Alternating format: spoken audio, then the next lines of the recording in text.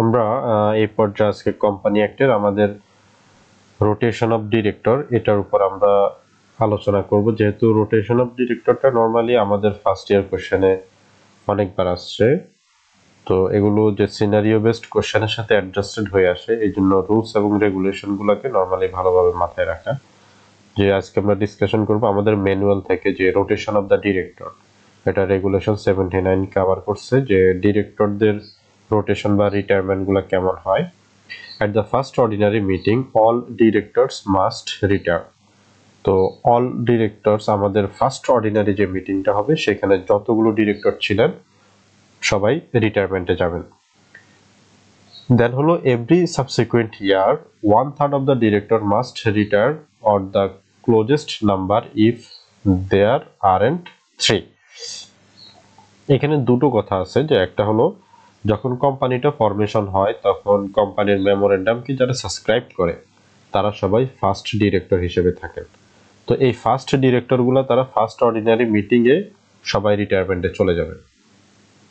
তার পরবর্তী সাবসিকুয়েন্ট ইয়ার থেকে যারা ডিরেক্টর হিসেবে অ্যাপয়েন্ট হবেন তারা সবাই রিটায়ারমেন্টে যাবেন না, শুধুমাত্র তাদের 1/3 চলে যাবে। যেমন আমাদের ডিরেক্টর আছে 9 জন, তাহলে সেখান থেকে 3 জন রিটায়ারমেন্টে যাবে। তো যে কথাগুলো আমরা এর আগে বলছি যে আলটিমেটলি কারা যাবে, যারা সবচেয়ে বেশি সময় ধরে এই পজিশনটা হোল্ড করতেছে, যে অডিটর যে ডিরেক্টরগুলো আগে অ্যাপয়েন্ট করছেন তারা আগেই রিটায়ারমেন্টে চলে যাবে। আর সেই ক্ষেত্রে আরেকটা ইস্যু আছে, যেমন আমাদের 8 জন, the closest number if there aren't 3। যেমন আমাদের ডিরেক্টর আছে 8 জন, তো 8 জনকে যদি আমরা 1/3 করি তাহলে 2 সামথিং হয়। সুতরাং আমরা তাহলে সেখানে 2 জনকে আমাদের রিটায়ারমেন্টে পাঠাবো। এখানে একটা এক্সাম্পল দেওয়া আছে। রেগুলেশন 80 তে বলছে যে হু রিটায়ার ফার্স্ট, যে কথাটা আমি আগে বলছি যে যিনি লংগেস্ট টাইম তার ডিরেক্টরের পজিশনটা হোল্ড করতেছেন, the directors who have been in office the longest will retire first. এই যে লংগেস্ট, এই ওয়ার্ডটা খুব important. If two directors started on the same days their retirement is determent by the lottery. এটা লটারি হবে, সেইখানে তারা রিটায়ারমেন্টে যাবে।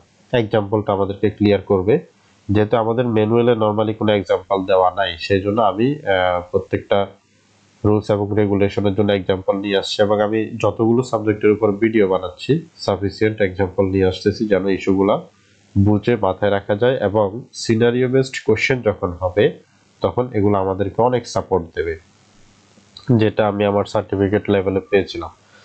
If director A has been in office for 4 years, mister এ একজন ডিরেক্টর, তিনি 4 বছর ধরে অফিসে আছেন, ডিরেক্টরের পদটা হোল্ড করতেছে। এন্ড ডিরেক্টর বি 3 বছর, তাহলে আমরা 2 জন ডিরেক্টর পেলাম, একজন হলো 4 বছর ধরে আছে আর একজন হলো 3 বছর ধরে আছে। তাহলে director B will retire first because they have been in office for the shorter period. এটা হলো because they have been in office for the shorter period. এরপরে আসছে eligibility of the re-election, তাদেরকে আমরা নরমালি রিটায়ারমেন্টে চলে গেলেন যারা, তারা আবার রি-ইলেক্টেড হতে পারবে কিনা। হ্যাঁ, অবশ্যই তিনি রি-ইলেক্টেড হতে পারবেন। তারপর হচ্ছে যে filing the vacancy, if A director রিটায়ার্স the company can fill the vacancy by electing a new director at the general meeting. তাহলে if a director retire the company can fill the vacancy by electing a new director at the general meeting. Normally যিনি রিটায়ারমেন্টে গেছেন তার জায়গাতে share হোল্ডাররা vote দিয়ে আরেকজনকে elected করবেন। দেন হলো অ্যাডজর্ন দ্য মিটিং, এটি খুবই গুরুত্বপূর্ণ একটা টপিক, যে মিটিংগুলো অ্যাডজর্ন কখন হয়। এটাও ফার্স্ট ইয়ার কোশ্চেনে ছিল। If the vacancy are not field, এটাকে ভ্যাকেন্সিটাকে যদি তারা ফাইল না করে, ফিল আপ না করে during the election meeting, the meeting will be adjourn to the same next week, same time next week. If still not fill যদি আবারও না করে, the retiring directors are considered re-elected. আচ্ছা, এখানে আমরা যদি एग्जांपलটা দেখি যে অ্যাট এ মিটিং, আমাদের নরমালি ডিরেক্টরের যে পজিশনটা ছিল এটাতে ভ্যাকেন্সি আসছে, খালি হয়ে গেছে। এখন আমাদের দায়িত্ব হচ্ছে যে পরবর্তী যে মিটিংটা হবে সেই মিটিং এ একজন ডিরেক্টরকে ইলেক্টেড করা, বাট তারা মিটিং করলো, মিটিং এ কোনো ধরনের ডিরেক্টরকে তারা ইলেক্টেড করলো না, তখন সেই মিটিংটা অ্যাডজর্ন, মুলতবি ঘোষণা করা হবে। The meeting is adjourn to the next week, এবং সেটা পরবর্তী সপ্তাহ পর্যন্ত এটাকে অ্যাডজর্ন করে দেওয়া হবে। তো এই সপ্তাহে নরমালি এই অ্যাডজর্ন মিটিংগুলো যেভাবে হয় যে এই সপ্তাহে যে দিনের যে সময়ে যে প্লেসে হওয়ার কথা ছিল নেক্সট উইকে ঠিক সেই সেম প্লেসে সেম জায়গায় সেম টাইমেই হবে। And if the election is not filled by then the retiring director will be automatically re-elected. দেখা গেল যে নেক্সট যে অ্যাডজর্ন মিটিং হওয়ার কথা ছিল সেই মিটিংয়েও তারা ইলেক্টেড করে নাই, তখন কি হবে? তখন ওই যাকে নরমালি রিটায়ারমেন্টে পাঠানো হয়েছে তাকে আবার অটোমেটিক্যালি রিইলেক্টেড করে রাখা হবে। দেন regulation number 84, increasing or reducing director. The company can increase or decrease the number of the director and decided how these new directors will rotate in office. তারা যদি ইচ্ছে করে ডিরেক্টর বাড়াইতে পারবে, কমাইতে পারবে কোম্পানি।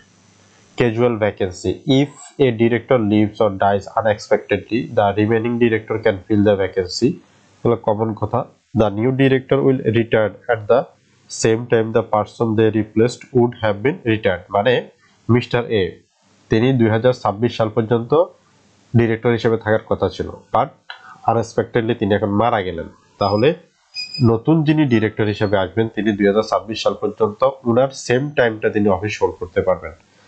এখানে একটা एग्जांपल আছে, সেম কথাটাই বলা আছে एग्जांपले। দেন আমাদের রেগুলেশন 86, আমাদের ম্যানুয়ালে নরমালি এত সহজ করে লেখা নাই, বাট আমি যেহেতু এক্সামে লিখতে হবে সহজ করে সেই জন্য এভাবে নিয়ে আসছি যেন এগুলো সবার জন্য সুবিধা হয়। আমাদের রেগুলেশন 86 বলছে যে additional director, the board can appoint additional directors but they must retire at the next general meeting. এটা তো ইম্পর্টেন্ট না। Additional removal directors early, the company can remove a director early before their terms ends by an extraordinary resolution and appoint a new one.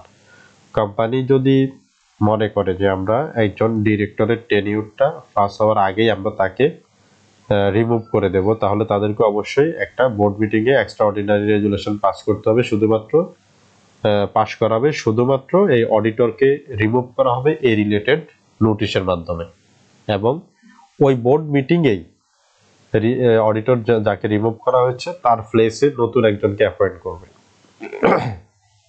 আমরা एग्जांपलটা দেখি যেহেতু এটা important. At a special meeting the shareholder board দেবে to remove director G and appoint director H in their place. Director H will retire at the same time director G would have. মানে director জি normally যে টাইমে রিটায়ারমেন্টে যাওয়ার কথা ছিল ঠিক সেই টাইমে নতুন অ্যাপয়েন্টেড ডিরেক্টর এইচ তিনিও রিটায়ারমেন্টে যাবেন।